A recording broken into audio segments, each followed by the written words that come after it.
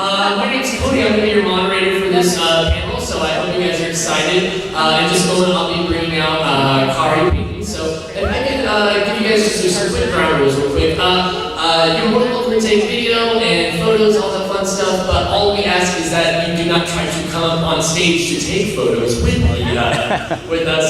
You can pay for those later on and get that set up. So I'm trying to come up afterwards and try to meet and all that stuff. There's all that mean green stuff that's happening out on the floor upstairs, so please check those out at that time. Also, I will be opening up the floor to questions of your own. So if you have questions, please, you're encouraged to do so. Just line up over here at the microphones. There's one in each aisle, right here, the left, the middle, and the right aisle over here to myself. So if you guys want to, you guys can go ahead and line up now because we'll be kind of going back and forth once we get that chance. And if you're not asking a question, just kneel down so you're not blocking the sideline of the people behind you, okay? Sounds good? Let's, real quick, I feel like everybody was pretty good on that last one, so are you guys ready? Yeah. You guys ready? Yeah. Let's keep that clapping and cheering going. Please welcome to the stage, Khary, Payton!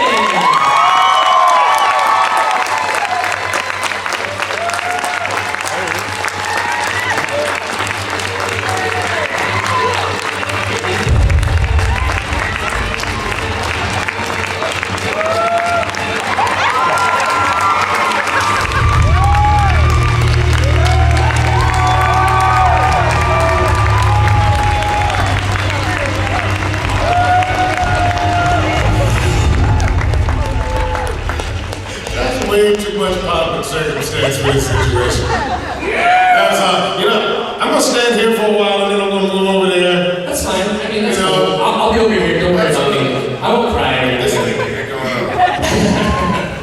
on. Man, let's just play around. What are we doing here today? Cody.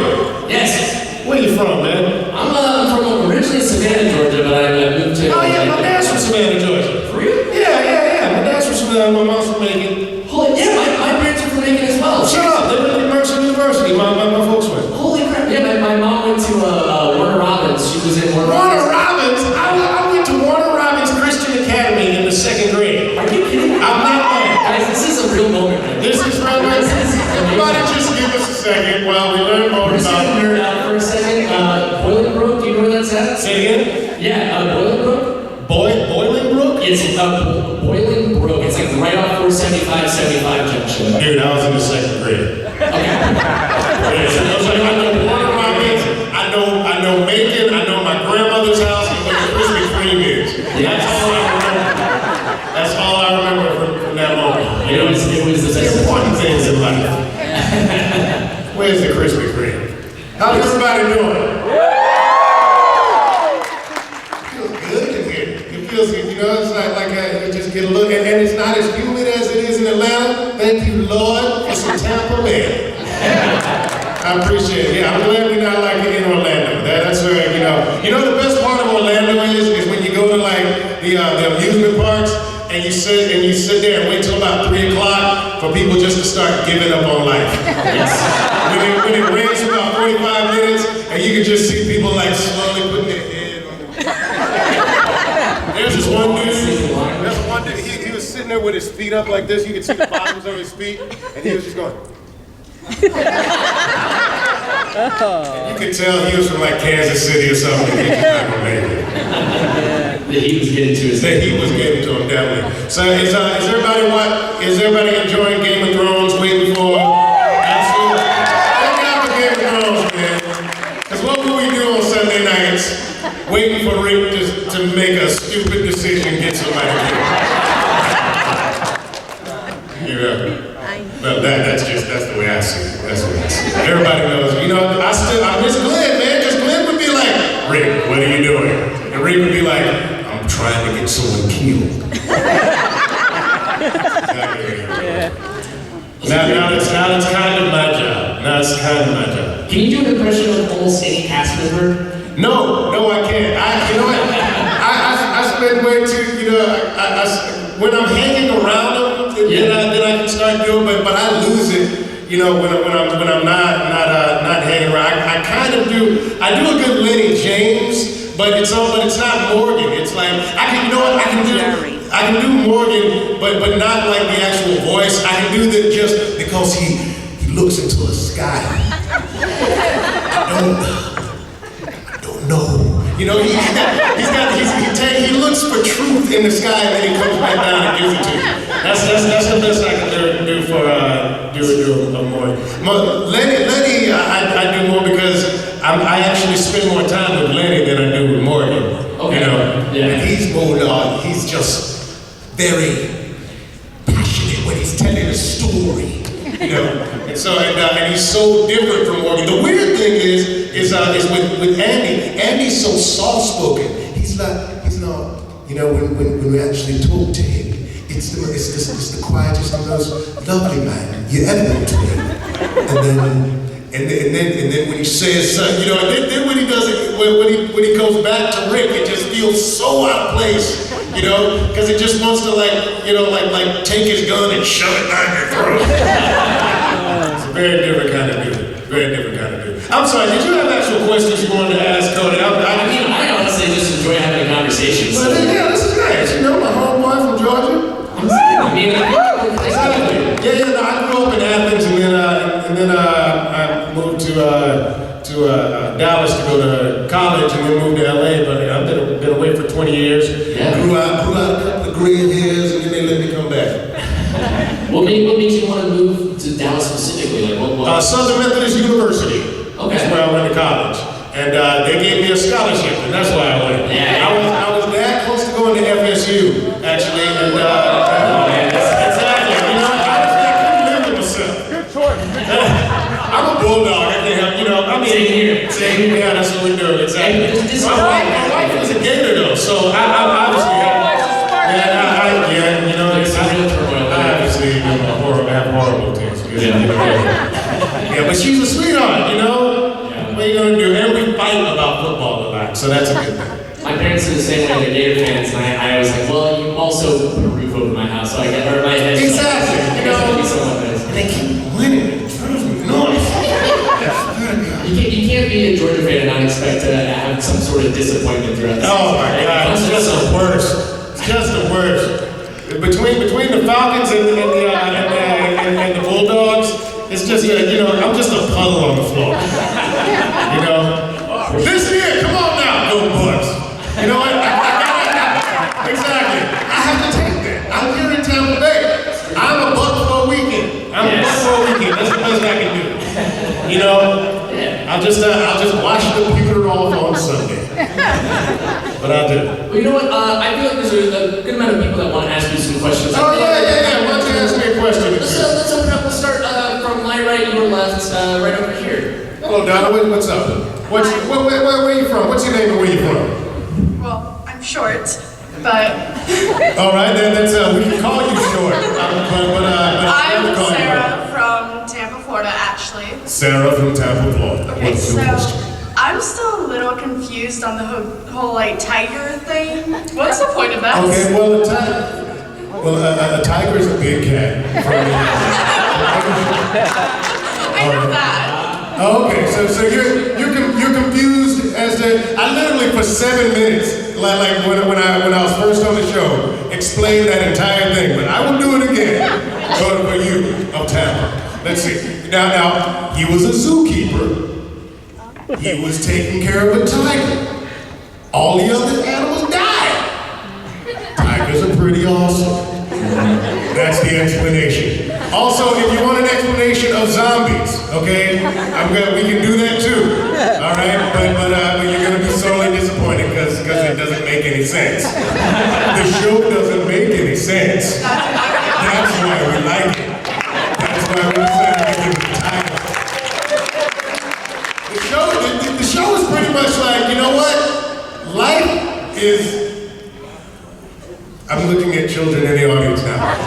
Life can be tough. How about that? Life can be tough. All right?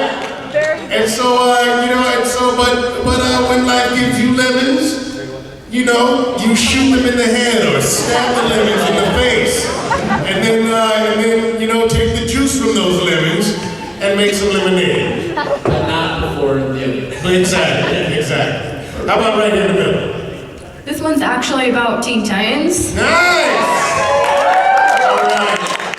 Okay, which one do you prefer voice acting in? The old one or the new one? I love them both actually, and I mean, because the If you had to choose one. I don't have to choose one. I can do both, because life is beautiful, baby.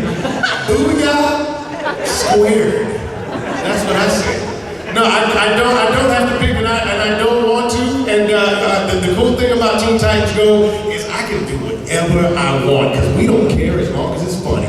We literally, it's like the script that we use by the end of recording Teen Titans just is in tatters and torn up. The beauty of it, because on a show like The Walking Dead, you kind of have to stick to the script because there's so much going on and everything's got to be just right.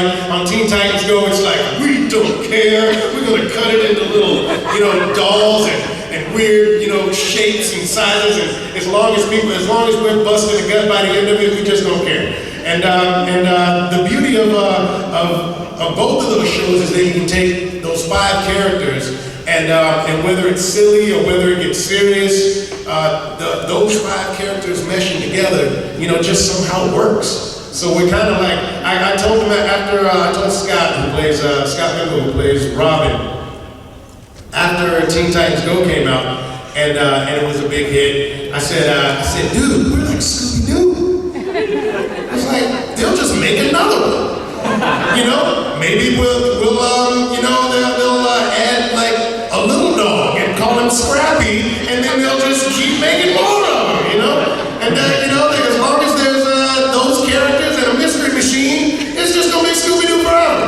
And because me growing up, I thought Scooby-Doo was forever. Turns out he just came along in my lifetime. And for a lot of kids, Teen Titans, there's always been Teen Titans, but the truth is that we just came out, 15 years ago. But now it's one of those things that'll keep, turning into the next reincarnation of something else. So I absolutely love them both, and I wouldn't want a world without either.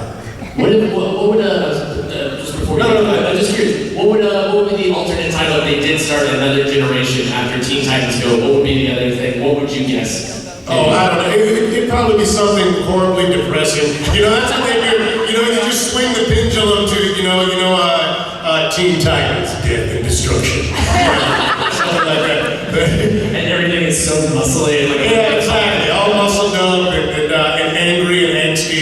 We did a very good episode of that. I'm sure you got someone that got really angry or somebody really laughed at it. But when Teen Titans Go got really serious and they argued existentially about who drank the milk, it was awesome. Let's see down here. Hi. Hello, sweetheart. So, I have a question for you about The Walking Dead. Please. So, to me, every civilization represents something. Like the Alexandria represents a safe zone, while the Savior Complex represents everything dark and evil. What does the kingdom represent to you? Okay, first of all, I love you to death. Second of all, you're absolutely wrong. Do you realize how many people have died in Alexandria? The safe zone? The safe zone? I literally don't have enough fingers for how many people have died in Alexandria. I would say stay just outside the walls. Much safer, literally 10 feet away from Alexandria. Now, I will say that the bathrooms are beautiful. And the homes in the spaghetti. The homes are lovely. I would say that I would say that no place is safe, is what Alexandria teaches you. It's like, don't get complacent and start thinking that because, they've got nice marble counters on these kitchens, that everything's gonna be all right. Because at some point, somebody's tower is gonna just fall over and death and destruction is gonna come walking in. So, I think the kingdom is, it's all about how you try to protect yourself, I think, is maybe the way that I would describe these different communities. You know, the sanctuary, despite being, you know, like you say, this, you know, I mean, run by a psychopath, it's a place that people come to for safety, you know? And so, and Alexandria was kind of the same thing. And even with the governor, and you know, it was a place that was everybody's trying to put up a wall or a facade to say that, you know what, inside this place is where it's going to be safe. And the kingdom is the same way. They're like, you know, we're gonna put up a Renaissance fair in here, and everybody's gonna be safe. And it turns out that, you know, that as much as you try to make these walls, I think until you truly deal with the real threat, which is everybody's fear of everything else, you know, and that's why none of these walls really end up working out too well, because it's really about dealing with your fear and your fear of the other guy. You know, we've got to, you know, the beauty of The Walking Dead is I always say it's about the family you lose and the family you find, and that's why I think it pulls so many people in. But I think that the more that people venture out and start worrying about, you know, that the people that they're around aren't family, and start realizing that we all got to be family if we're going to survive, well, at that point the show's going to become really boring. But I think that's where we all want to end up, you know, is finding enough people to make the decision that we're all going to learn to live together. You know, at people would talk about the kingdom as if it was a fantasy world, but the truth is that we're all living in a fantasy of some sort. You know, we're in the United States, where we all came up with these rules that we, you know, that every 4 years we vote for, you know, someone new to come in, and our government works the way it is. But we all just made it up. We all just made it up, and because we all feel safer, we all feel like when we give ourselves these boundaries, and we all have a good idea of this is the way that we're gonna live together, it works out, and that's all the kingdom's doing, you know. And they happen to have a tiger, and the dude, you know, kind of likes to talk like a medieval king who doesn't from time to time. Let's see, how about right there? It's funny that you mentioned that. That's actually sort of my question. I read the graphic novel, so I'm a bit ahead of where the comic is most of the time. Right. So I was way ahead before you ever brought the character to life, and the character you portray is my absolute favorite. Nice. And you screwed up here. No, actually, that's what I was wanting to say, and I wanted to take the opportunity here. We're doing a photo op with you tomorrow. So I wanted to say thank you so much, because you portray him in every single way that I pictured, from the voice to the hugeness, to, you know, the grandeur of him, you know, and so I wanted to say thank you, you know, for that. And I wanted to know, how did you, because in high school I was in theater, so, you know, I know that there's like a process that goes into bringing a character like that to life with such savoir-faire, you know. It's kind of, look at you with all the big words.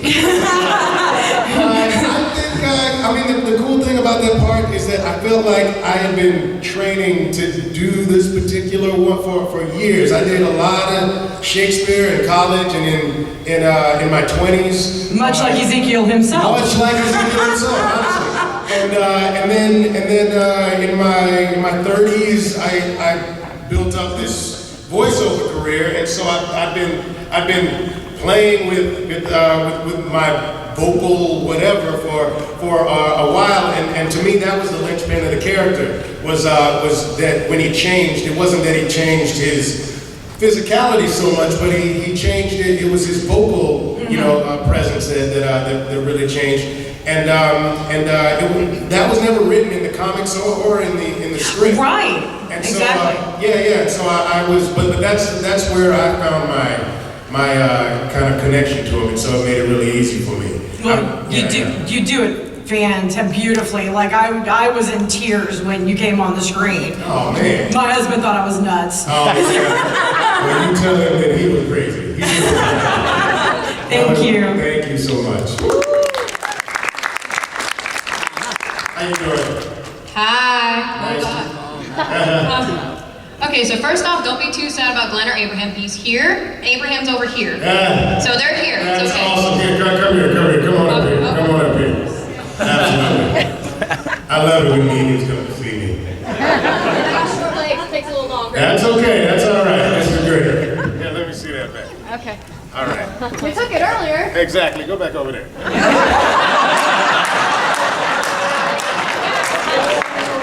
I know you do, but you gotta finish your question. I know Yeah, exactly. I love people always come to see me dressed as needy and think I'm gonna be like, that's a great job. I was like, no, I'm gonna give you so much help. That's how I mean. What's your name? It's Paige. Paige. Okay, repeat after me, Paige. I, Paige. I, Paige. Will not bring bats. Will not bring bats. Will not bring bats. Into the kingdom. Into the kingdom. Maybe into the kingdom. You'll be here a while, Paige. I, Paige. Alright, so I want to I, Paige. I, Paige. Will not bring bats. Will not bring bats. Into the kingdom. Into the kingdom. It is rude. It is rude. And disingenuous. And disingenuous. To the king. To the king. Now you're using big words. I am. We're not done yet. Oh, what a horrible mistake I made. Repeat after me. Oh.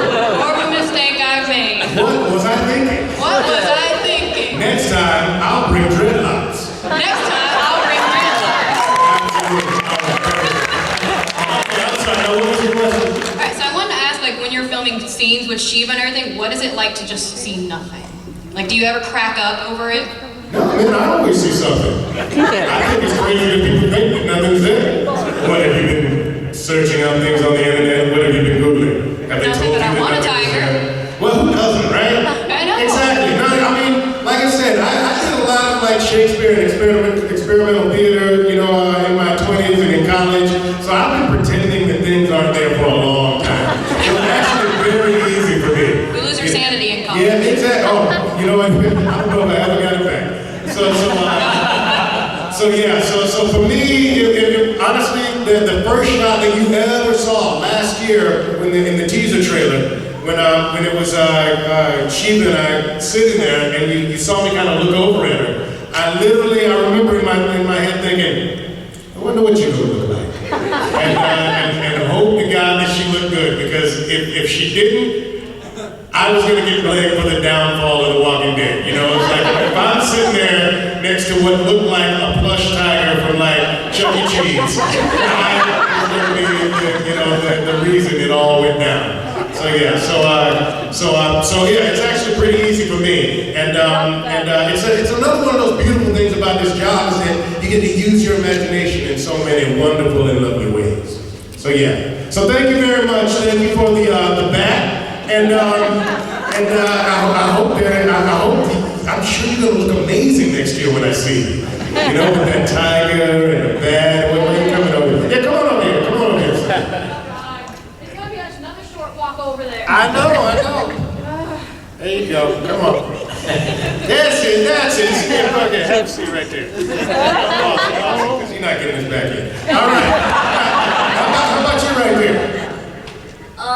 I just wanted to ask you, how does it feel to be the only king on the show? Yeah, you know what? I'm the only king in name only. You know, there are a lot of egos on this show. There's at least two other kings. You know, you got Rick and you got Megan, who are kind of Ricks in their own right. Calm down, bitch.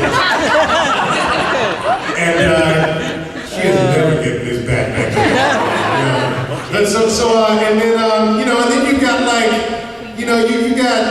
Well, he's not a king, but Daryl's pretty close. I would say he's a prince, a duke.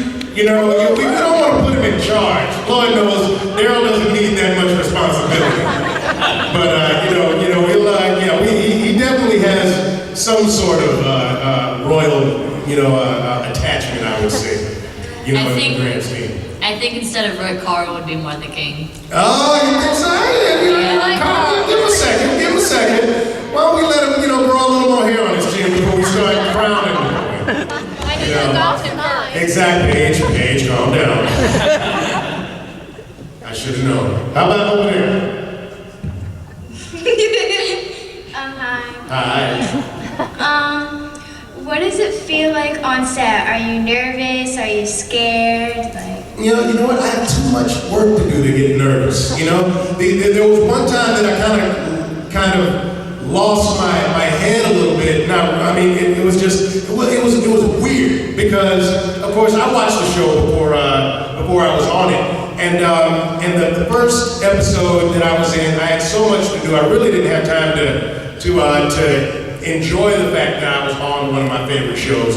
But the second time I came back is when I met most of the cast and all that. And the first shot that we did, I was kind of turned away from them, and I turned around to see them all, and they're all placed kind of perfectly in this tableau. And it was just weird because it was like my TV came alive. You know what I mean? It was this weird thing where it looked like my TV because all of those people were, they're dressed. Michonne, it was Denai was not Denai, she was Michonne there, and it was Christian was Rosita, and Chandler had the hat on it. Everybody looked, and Norman's sitting there brooding and looking at me like he does everything, and I just totally forgot my lines, and I never forget my lines. But I totally went up. I just forgot everything. You're not going anywhere, Paige. This is good. You brought this on yourself.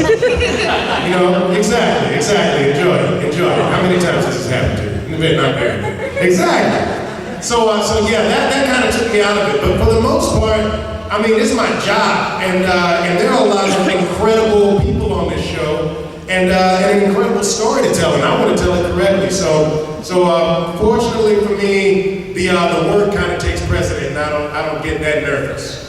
People get nervous around my title, but my title, I don't get nervous. Let's see, how about you?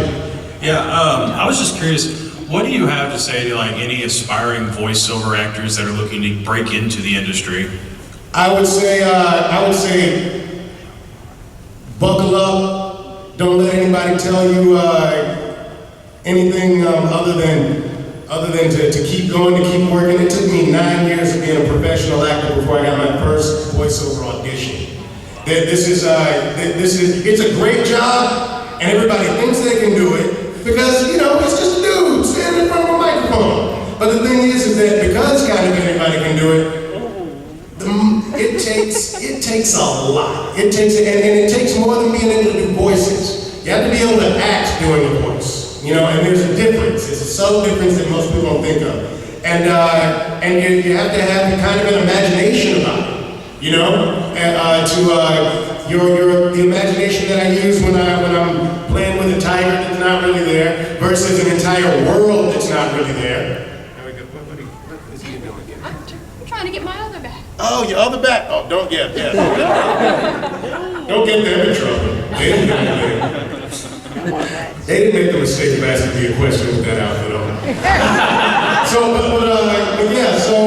So I would say don't be deterred because it's a great job and everybody wants it, but not everybody can get it. So you're gonna have to really buckle down. It's not an easy thing to break into. I always say it's kind of like finding that book in the library shelf that you pull that opens the secret doorway. That's kind of how lucky you have to get. I got lucky to get this gig, but I did prepare for almost 10 years before I got my first chance. Now that first chance happened to be Cyborg and Teen Titans, and I was ready when it came along. Oh, well there you go. You see, he's gonna dress up as Starfire. We wouldn't have this problem. Thank you very much. Let's see, how much you right here? Fan, so is my mom, but she unfortunately couldn't be here today. Aww. So I'm recording this for her. What's her name? Her name's Lori. Lori. So glad. So sorry you couldn't be here, but here you go. Your lovely daughter's taking care of you. She's gonna flip. My question is, how do you compare yourself to Aqualad and Cyborg? Oh, let's see. Well, Cyborg, like I said, it was my first voiceover audition, my first voiceover job. So Cyborg is me really happy to have an audition, you know, and I love him so much because he wears his heart on his sleeve. You never have to wonder what's going through Cyborg's head because he tells you really loudly what's going on in his head. And what I love about Aqualad is that he's kind of the opposite in a way. He has this incredible responsibility that he feels, you know, and kind of the weight of the world on his shoulders, and whatever he's doing, you can almost feel the fact that he's holding something back, you know, in order to make sure that he's being understood, that everyone is hearing every word that he says. Instead of yelling it out, he's saying it so quietly, you have to lean in order to hear him, so that he knows that you're hearing everything that he's saying. I came for him, it was more of a different feel, you know, than kind of changing my voice. It was changing my attitude, you know, towards the world. So, and they're two of my favorite characters of all time. I think between Cyborg and Aqualad and Ezekiel, you know, it's hard to pick, you know. They all give you such great stuff. How you doing, Paige? You got a tiger, I want it. Oh, I mean, man, you should have. There's so many better choices you could have made. There you go. You can take that. And I was wondering if we could Keep it pointed down. Keep it pointed down as you go back to your seat. But keep it pointed down. And I was wondering if we could get another booyah out of you. Booyah! Absolutely. Thank you. Always one more booyah. Yeah, okay, I'm going to try and go faster to answer these questions. Here, go ahead. Okay. What has been the hardest scene you've ever shot? The hardest scene I've ever shot? Let's see. There was one time I was a stuntman in China. I was shooting this really bad movie called Blood the Last Vampire, and I was playing a demon vampire. I had a demon vampire suit on, and I could barely see through the mouth of this thing, and the eyes and the mouth were controlled by like four people down here electronically, and it was like and Dali, China, which is in the middle of nowhere in China, is actually a whole lot like Georgia because it's that same red clay, except replace all the black people with Chinese people. That's Dali, China. Okay, so and I felt huge there. I was so tall in that area of the world. And I was up like 3 stories hanging from wires. And the thing is that when you're on wires and you're flying around, it is so much fun. I love it to death until they put that thing on your head, and then it becomes like 108 degrees, and I become a very angry person. And one of my best friends was the coordinator who built the suit and everything. And as soon as I put that thing on, I just would curse his name and yell at him to talk louder because I couldn't hear a thing. But fortunately, everybody knows that as soon as you put that thing on, you just become not a very nice person. And it has nothing to do with you. It's just an incredible amount of uncomfortable. But go watch that movie. It's horrible. Blood the Last Vampire. How about you right there? Okay, so my question is kind of weird. It's more of what was the hardest thing that you had to do to get into the voice acting and the acting in general? I would say when I was 16 or 17, I decided I was going to do it for a living. And then I went to school for theater. And before that, when I was in school, I did stand-up comedy. I did community theater. The hardest thing about it is just the time that you have to put in. But the truth is that I'm not going to call anything that I ever did hard because I lived my life pursuing what I wanted to do passionately. And I think, and no matter how much I got paid, sometimes there were things that I didn't get paid a dime for. But they fed my soul. They fed my soul to the 3 people in the audience that saw me do it. It was like it fed my soul and it gave me juice and moved me forward. And so I always kind of live my life that way. Is that whatever I'm going to do, whether it's paying me or not, Whether it's what people think was like the prudent thing to do. You know, it wasn't necessarily going to get me guarantee me another job, but it guaranteed me a certain amount of spiritual like fuel, and I let that move me on. And so I never felt like I was wanting for anything. There were times where I didn't make as much money as I'm making now, but I was always happy. I always felt rich on the inside. I always say, get a job that feeds your belly and a job that feeds your soul. And and fortunately enough, the two come together. Now I do one job, and they both do those things for me. They feed my belly and they feed my soul. But no matter what you're doing, you know, if it's I don't care if it's chopping down trees. If you get juice from that, that's what you love. Then that's all that's going to matter. Because that's where your passion lies. You know what I mean? So find where your passion lies and follow your passion and screw what everybody else thinks. That's what I say.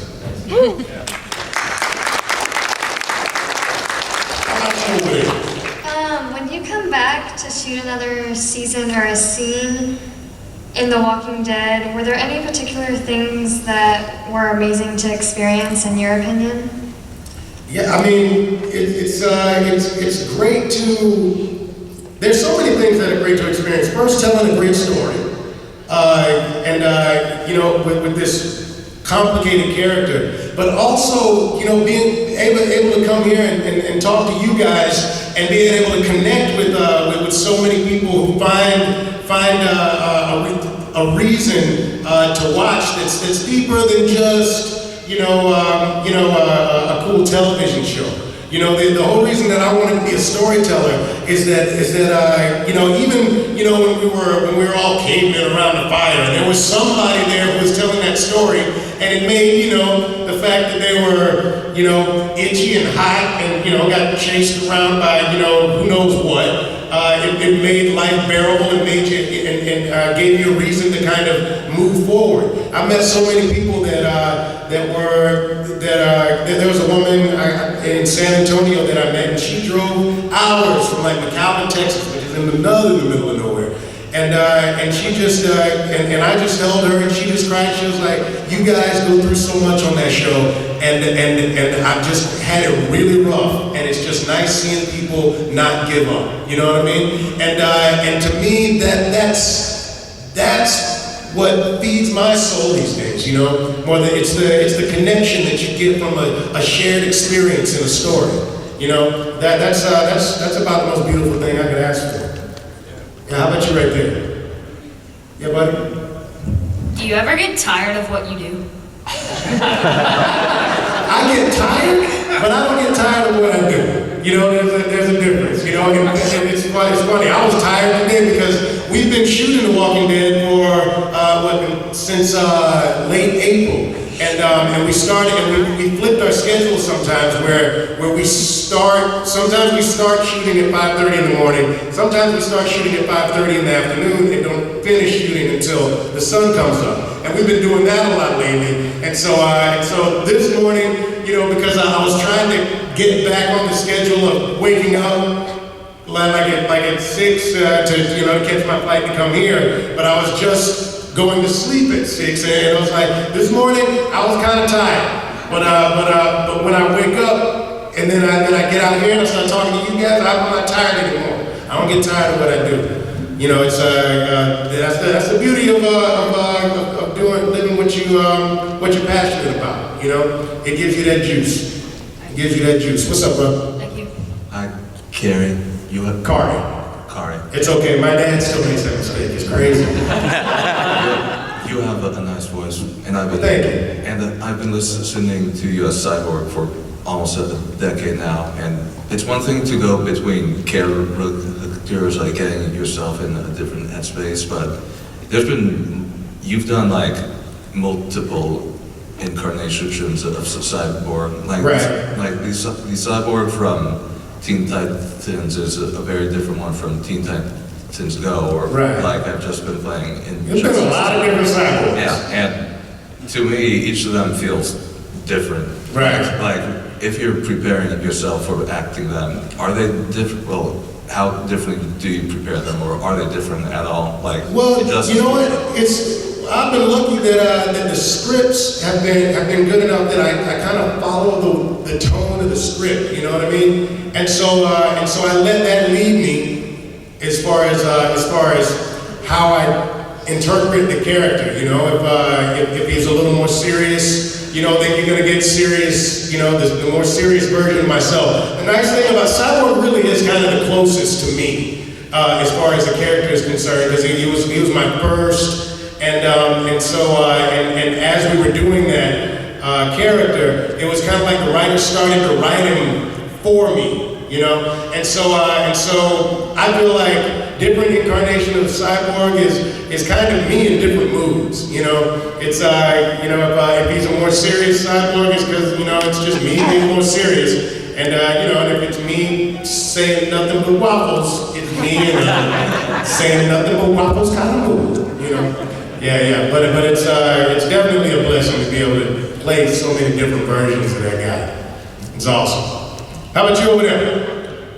Okay, so I'm a big fan. I'm a huge DC fan, and for me, you are Cyborg, like nothing else. But I, on that, do my own web series on YouTube about the Batman and Joker, and I do my own origins of each one of the characters. And I just wanted to know your advice. I know you did for voice acting, but just to get out there, because I'm a writer and director myself, and I act. But I've been trying to get this off the ground for about 4 years now, and you know, a small community of 160 people on YouTube.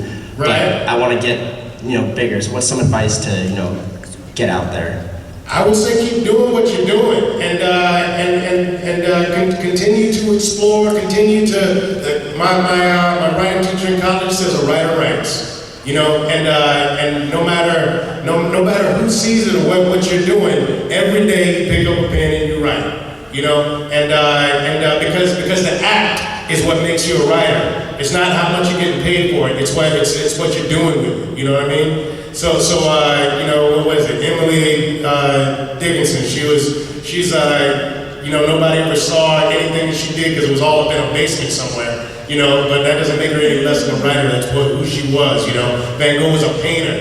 You know, who never got a dime for what he did. But that didn't make him any less of a painter. It's like do what you do. Live your life passionately. Continue to do what you're doing, and let that juice let it feed you. But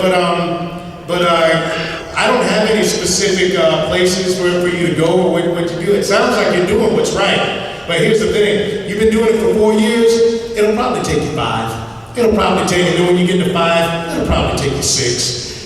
One of the things that my wife always jokes about, like when I've done 9 failing pilots, you know, that nobody ever saw.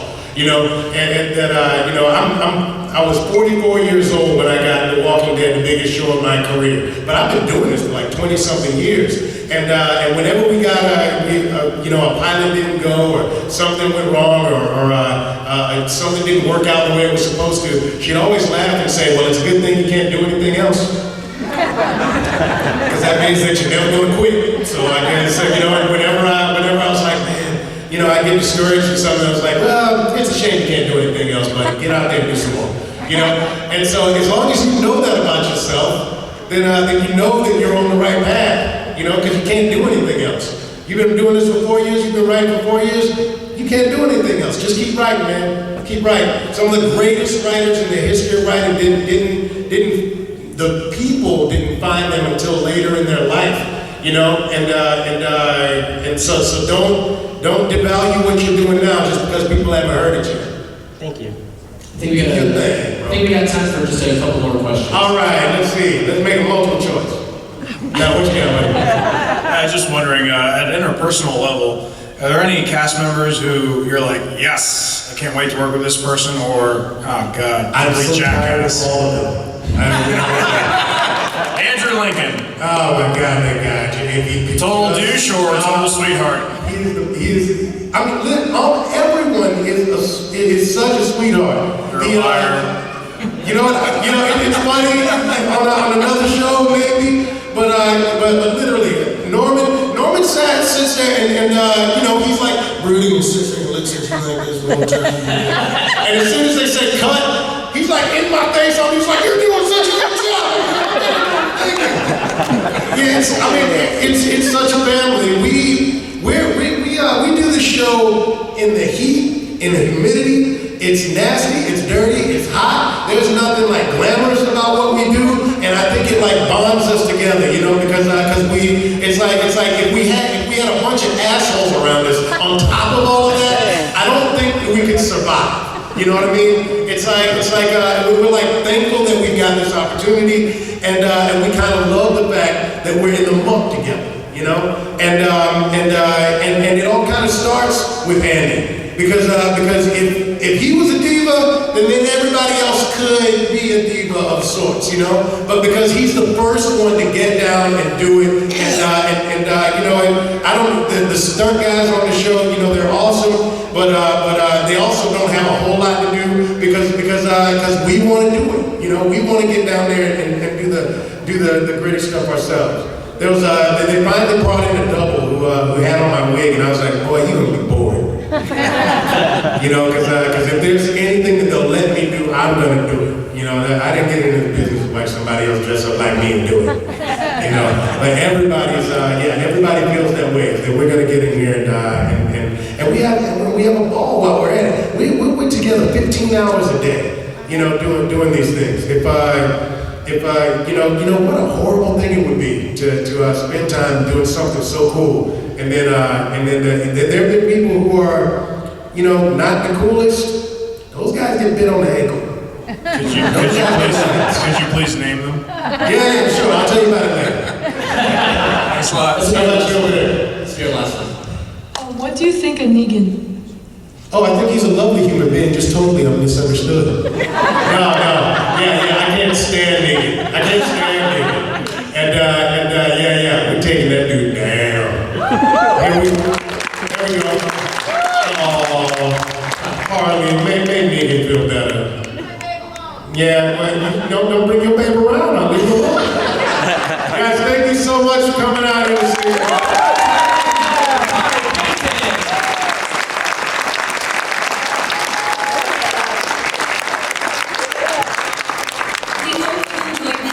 At Tampa Bay Comic Con. Please collect all your copies and exit the room through the back doors so that we may clear the space for the next. If you're interested in seeing the next available panel,